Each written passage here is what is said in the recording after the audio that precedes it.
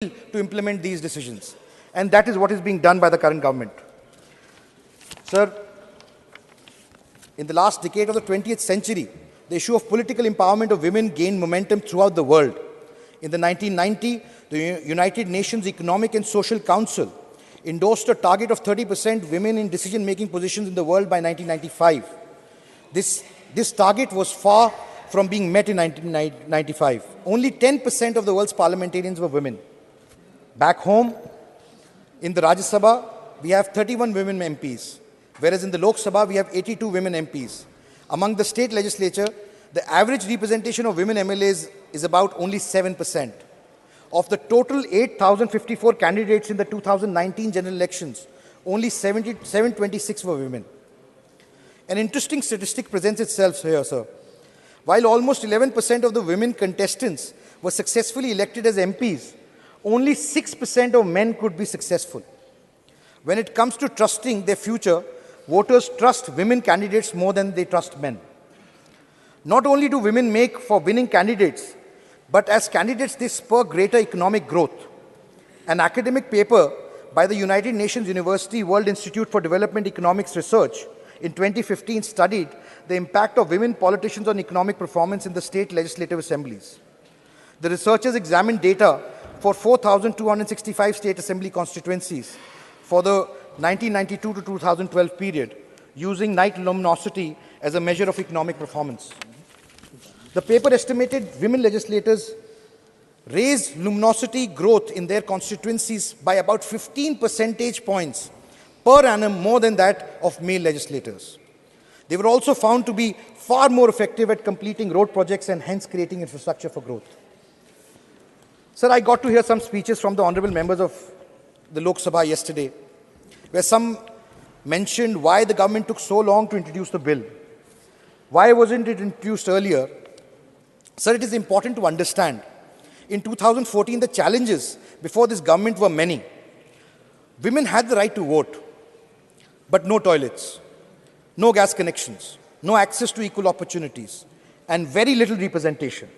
One of the most celebrated campaigns of the Honorable Prime Minister Modi and this government, the Swachh Bharat mission, was launched with the idea of building toilets. It was done with an effort to restore the dignity and privacy of women. Some people complained toilets have been built, but there was irregular supply of water, no water. I would like to say to them, be patient. Such a mammoth campaign are bound to come with some learnings and challenges. Today, most of them have regular water supply. Sir, I am a positive person. I am an optimist, not a pessimist. And I believe in the positivity and the power of change.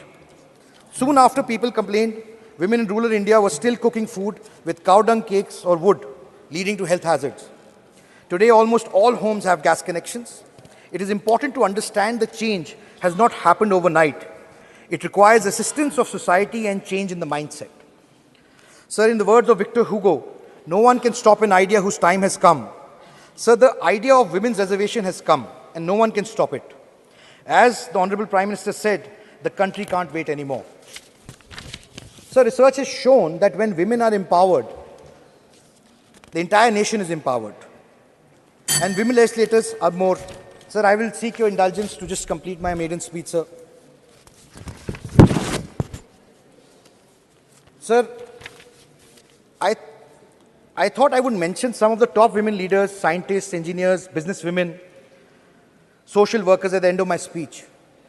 But I was writing their names and I got a feeling that being a successful female leader in the field cannot be their identity. For they have outgrown their genders. In a male-dominated world, they are not successful because they are women. They are successful despite of it.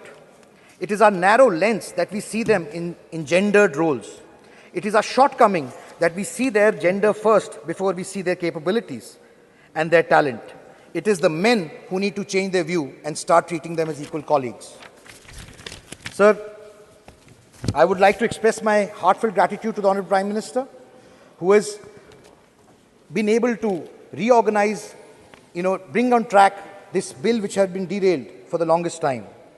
And in a time where the whole world is going through difficult times, whether it's climate change, hostile nations, income inequalities, Only the healing and caring touch of a mother can save humanity from falling further down. Sir, discuss as much as we may, debate, fight, shout, do whatever. But the bottom line is that such a provision cannot wait any longer. It is our need. Sir, I would like to finish my speech with a few lines from the famous poet Dushyant Kumar. हो गई है पीर पर्वत सी, हो गई है पीर पर्वत सी, पिघलनी चाहिए, इस हिमालय से भी कोई गंगा निकलनी चाहिए. हो गई है पीर पर्वत सी, पिघलनी चाहिए, इस हिमालय से भी कोई गंगा निकलनी चाहिए. सिर्फ हंगामा खड़ा करना मेरा मकसद नहीं, मेरी कोशिश है कि सूरत बदलनी चाहिए. धन्यवाद.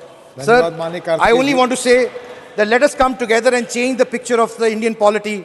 Let us unanimously support the bill. Otherwise, when history is written, people who are standing on the other side will not be judged kindly. Thank you so much, sir. धन्यवाद माननीय कार्तिकेय शर्मा जी.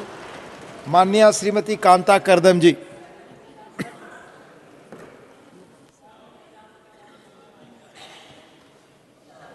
हाँ, माइक ऑन प्लीज.